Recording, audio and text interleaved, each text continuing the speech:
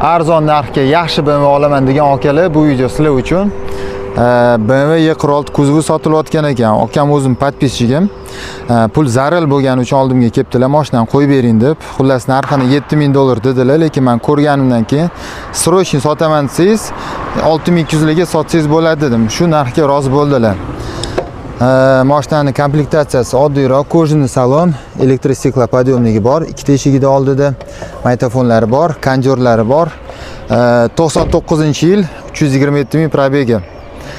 Ikkita uchta detalida kraskasi bor, lekin zazorlari cho'tki turibdi. Shpaklovka joyini ham ko'rmadim.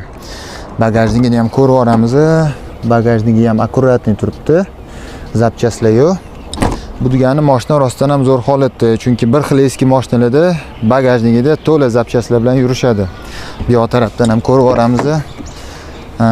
Sidenalari oldidagi o'rtacha holatda, orqadagi sidenalarni holati lekin zo'r. O'zlari PDR miyatini chiqarish bilan shug'ullanar ekanlar. Nomerlarini ham qoldiraman. Tak, balonni ham ko'ramiz. Balonlari ham holati zo'r.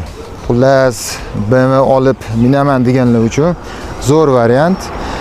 O'zim ko'rib, o'zimga yoqqani uchun bu mashinani qo'yibman. Tirikchiligi 5000-5,5 mingga olib tirikchilik qilaman degan akalar uchun bu mashina to'g'ri kelmaydi, chunki unaqa narxga gaplashmayman dedilar.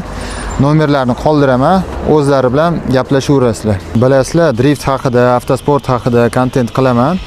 Lekin mashina to'g'risida qanaqadir maslahatlar kerak bo'lsa, bemalol murojaat qilaversanglar bo'ladi. Mashinani kuzovini ham, motorini ham ko'rib beramiz. Podpiskani bosish esdan chiqmasin, mashinaga o'zingizlar bitta baho berib qo'yasizlar.